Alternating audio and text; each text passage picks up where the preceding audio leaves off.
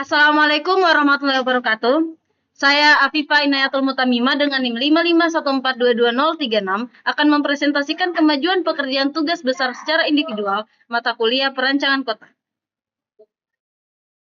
Pada tugas ini saya mengambil lokasi Taman Keren atau Taman Modo yang berada di Jalan Profesor Dr. Haji Alasabu, Kecamatan Kota Timur, Kota Gorontalo.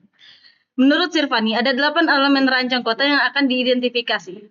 Yang pertama, ada tata guna lahan. Tata guna lahan pada kawasan ini berdasarkan web Wistaro terdapat 3 peruntukan, yakni pertama zona ruang terbuka hijau, kedua perdagangan dan jasa, dan terakhir sarana pelayanan umum. Pada peruntukan tata guna lahan pada kawasan ini masih ada yang belum sesuai karena masih terdapat rumah. Kedua, bentuk dan masa bangunan. Ketinggian bangunan. Paling tinggi 2 lantai dengan maksimum ketinggian 12 meter. Koefisien lantai bangunan untuk area peruntukan perdagangan dan jasa maksimum 3,2 dan untuk area peruntukan pelayanan dan prasarana umum 4,2. Garis sempadan bangunan yakni 3,5.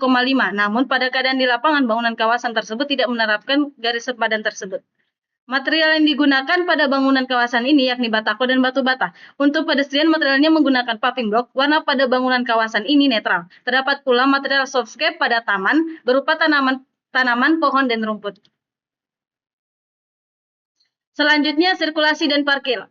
Pola sirkulasi pada kawasan ini yakni linear tree, dan parkir pada kawasan ini hanya terdapat pada entrance Taman Keren dengan lebar 6 meter. Selanjutnya, ruang terbuka. Berdasarkan survei, ketersediaan ruang terbuka di lokasi ini cukup memadai.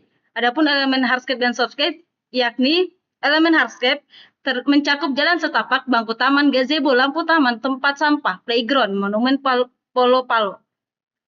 Selanjutnya, elemen softscape pada taman ini mencakup pepohonan, tanaman, dan rumput. Area pedestrian. Sistem pedestrian di kawasan ini hanya tersedia pada sekitar Taman Keren. Pedestrian ini dirancang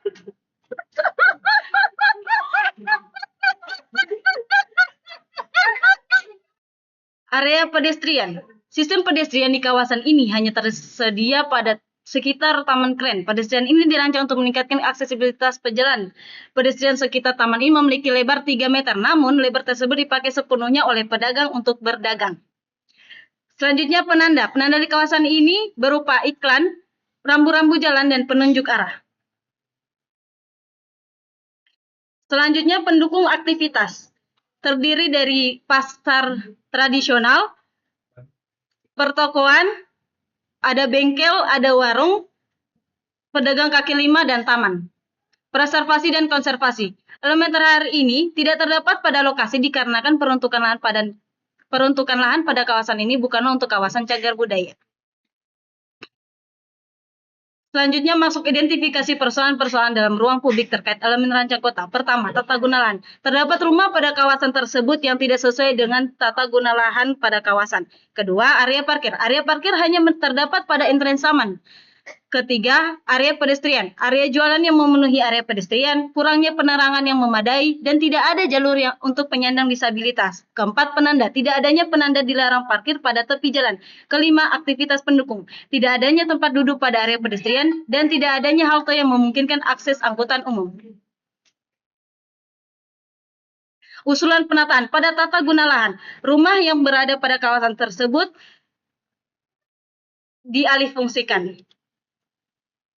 Selanjutnya, sirkulasi dan parkir. Kami menata sirkulasi dan parkir sebagai berikut. Untuk warna orange dijadikan parkir mobil, biru halte, merah sebagai parkir motor, dan hijau sebagai parkir sepeda. Area pedestrian. Pada area pedestrian dibagi menjadi dua untuk 1,6 sampai 1,8 meter untuk pedagang dan 1,2 untuk pejalan. Penanda. Pada bahu jalan yang dijadikan sebagai area parkir diberikan rambu boleh parkir, dan pada bahu jalan seberangnya diberikan rambu dilarang parkir. Selanjutnya, pendukung aktivitas. Ditambahkan halte dan bangku pada pedestrian. Penyusunan kriteria pemilihan lokasi untuk tugas besar. Terdapat 8 kriteria yang dibagi menjadi kriteria umum dan kriteria khusus. Kriteria umum terdiri dari kesesuaian tata guna lahan, kedekatan dengan fasilitas strategis, aksesibilitas dan konektivitas, dan terakhir ketersediaan infrastruktur dasar. Kriteria khusus terdiri dari luas kawasan minimum 5 hektar, luas kawasan maksimum 5 hektar, tingkat degradasi kawasan, kepadatan penduduk, dan potensi ekonomi dan dampak sosial. Pertama, identifikasi pertama yakni lokasi tapak. Tapak ini berlokasi pada 4 jalan, yakni pada barat tapak terdapat Jalan Samratulangi, selatan tapak terdapat Jalan Agus Salim, timur tapak terdapat Jalan Budi Utomo, dan utara tapak terdapat Jalan Patimura. Terletak pada Kelurahan Limbau, Kecamatan Kota Selatan, Kota Gorontalo. Luas tapak ini 30.620 meter persegi. Bangunan pada tapak ini berupa bangunan pertokoan dan rumah.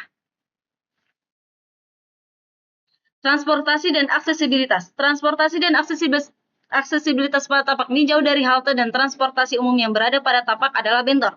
Tapak ini berada pada 3 jalan lokal sekunder dan 1 jalan arteri primer, yakni Jalan Agus Salim. Drainase pada tapak ini berada di bawah pedestrian. Lebar pedestrian pada tapak ini sekitar 1 sampai 1,2 meter. Pada Jalan Samratulangi terdapat jalan setapak sebagai jalur pedestrian. Infrastruktur dan fasilitas strategis. Terdapat area parkir pada tepi jalan, yakni pada Jalan Patimura dan Jalan Agus Salim. Terdapat pos jaga polisi, tersedia infrastruktur seperti pedestrian, tiang listrik, drainase, dan area parkir. Analisis lokasi tapak alternatif. Pertama, kesesuaian tata guna lahan. Sesuai dengan peta RT/RW Kota Gorontalo tahun 2019 bahwa pada lokasi tapak ini termasuk pada area perdagangan dan jasa. Bangunan pada tapak ini terdiri dari bangunan pertokoan dan rumah. Kedua, kedekatan dan fasilitas strategis. Tapak ini dekat dengan fasilitas strategis yakni pasar, apotek, masjid, bank, dan supermarket.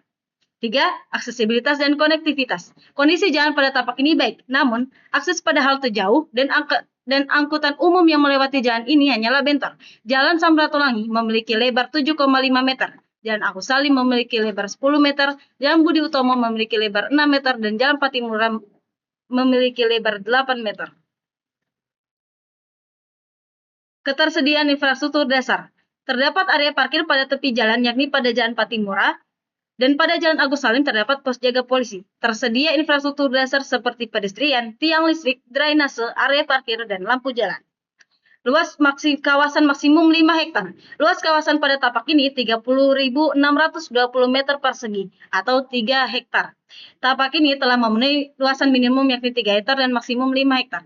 Tingkat degradasi kawasan. Terdapat bangunan yang sudah rusak dan mengancam keamanan manusia. Terdapat pula penurunan kualitas sosial ekonomi pada utara tapak, yakni beberapa toko sudah tutup. Kepadatan penduduk. Pada kawasan tapak ini, kepadatan penduduk dilihat dari kepadatan bangunannya. Kepadatan bangunannya cukup padat, namun beberapa bangunan sudah kosong dan terbengkalai. Potensi ekonomi dan dampak sosial. Dapat memberikan peluang ekonomi yang signifikan dan dampak sosial yang positif bagi masyarakat, diantaranya meningkatkan kualitas lingkungan, mengurangi bangunan terbengkalai, meningkatkan sektor ekonomi, infrastruktur menjadi lebih baik, contohnya pedestrian yang terintegrasi, tersedianya halte untuk angkutan umum. Selanjutnya, dari analisis tersebut dapat disimpulkan bahwa kriteria dari kesesuaian tata guna lahan sesuai, kedekatan dengan fasilitas strategis sesuai, aksesibilitas dan konektivitas kurang sesuai, ketersediaan infrastruktur dasar sesuai, luas kawasan maksimum 5 hektar sesuai, tingkat degradasi kawasan sesuai, kepadatan penduduk kurang sesuai, dan potensi ekonomi dan dampak sosial sesuai. Sekian presentasi dari saya. Wassalamualaikum warahmatullahi wabarakatuh. Mana NDP?